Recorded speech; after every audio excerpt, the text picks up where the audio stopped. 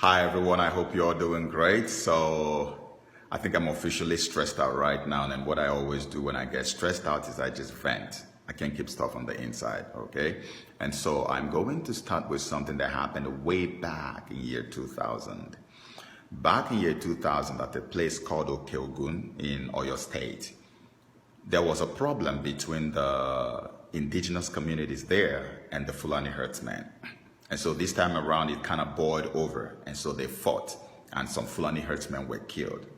And guess what happened? Muhammad Buhari, the same one you know, was so angry, he wrote the governor of Oyo State at the time, Lama Deshina, and told him that he was on his way to his office. And so Buhari went in the company of Buba Marwa and so many other Arawa executives to protest the killing of Fulani men in Oyo State. When Buhari got there, in fact, before he arrived at the government house, it was reported that even the secretariat was already filled with trucks loads of Fulani herdsmen who were there in solidarity. Buhari was so angry when he got to the government house that Buhari could not take even greetings from people. That was how mad he was. He blamed the governor, he blamed the chiefs, he blamed everybody and talked down on the people. This news was trending at the time, right?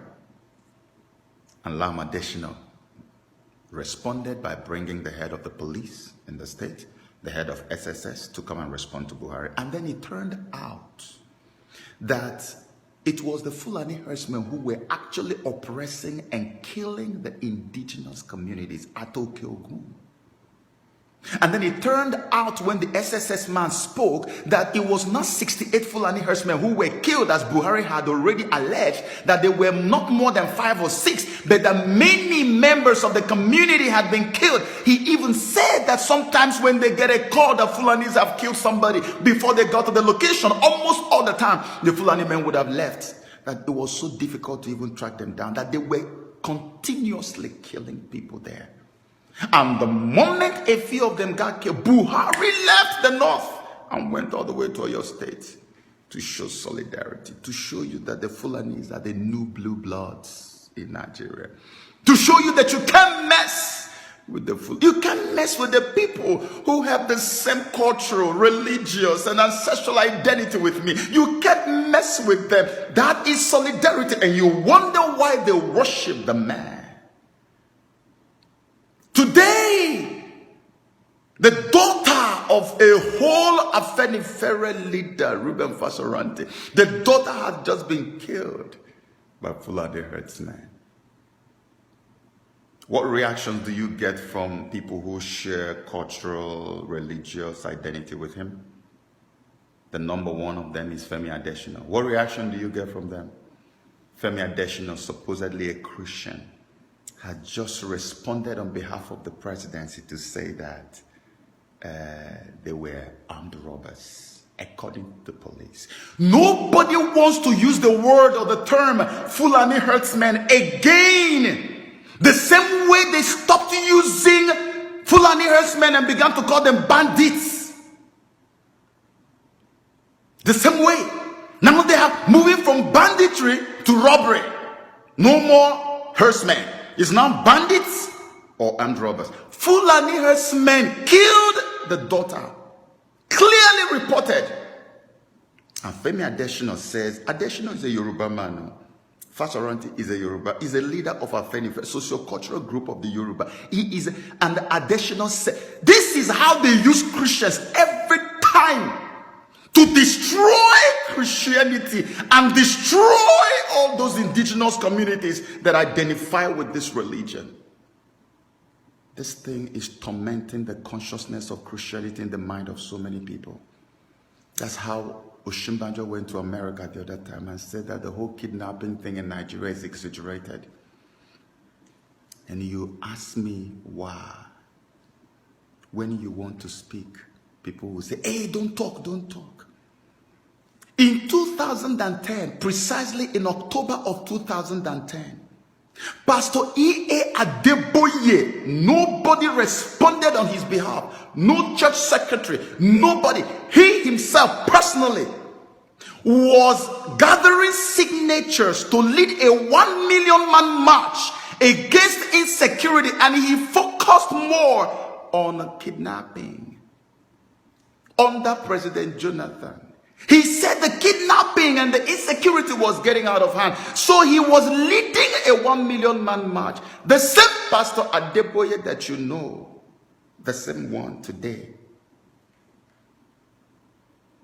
that is good friends with Buhari. Do you expect Pastor Adeboye to respond to what had just happened to Fasoranti'S daughter? Never. He will not do that. And do you think that it is time for Pastor Adeboye to gather some more signatures so we can have a 10 to 15 million man march against the insecurity? Can you, in your right senses, compare the security situation in Nigeria in 2010 with the one that is here today in 2019? Can you do that? Can you do that? Why is it that we are busy raising cowards and dummies and zombies in the Christian world rather than raising warriors? Nobody wants to ask any right questions anymore. You want to talk, they say, oh no, but Adeboye, don't talk to, no, don't say it. No, what do you mean? He's not a human being. We can't talk to them when they are making mistakes. We can't tell them they're going wrong. The man refused to speak about the killing in Nigeria. He refused to speak about the things going on in Nigeria. And you say you should not talk about him. Let me tell you something. In Africa, we don't have the culture of insulting our elders. What we do in Africa is we look our elders straight in the face and we tell them the hard truth. And we ask them tough questions. We may not insult, but we must talk. And when you are not able to talk, you are a zombie, you are a foolish person, you are completely mind controlled, and you are a slave. The moment you notice you are no longer able to speak out, the moment you notice that something is holding you from speaking out, this is why people commit suicide. Speak out, ask questions. Tomorrow in Nigeria is Sunday, people are going to go to church. And fall down and call Baba G.O., what is happening? Why can't we lead a protest now and go and protest the killings? Because this thing started from the northeast. It went down to Middle Belt. I made a video like this when they were killing in Benue. Now they feel they have conquered Benue, and the Benue people are just holding up by the grace of God. Today, the southwest of Nigeria is the new Benue. I am an Igbo man. If I don't speak out, soon it's coming to my own place. Let the religious leaders stand up. Let Adeboye speak out. If he doesn't speak out, then he is a member of the cabal. I said it. Yes, I said it. If Adeboye does not speak out and gather more signatures against this wickedness, he is one of the cabals. I said that. Take it to the bank. This is so annoying, so irritating. So irritating. Nigerians, wake up. Break loose from this satanic bondage. Let us challenge these men. They have taken the grace of God for granted. They are taking the grace of God for granted. They are taking you, the followers, for granted. That is why they do this kind of thing. Look at what Buhari did. Went all the way from the north, gathered Arewa executives to go and protest the killing of less than 10 Fulani men. How many Christians have been killed today? Who is speaking for you? And yet we pay tithe and offering and everything into the churches, and they cannot speak for us. And you think it is normal. You think it is okay. You must be sick in your mind. Get deliverance.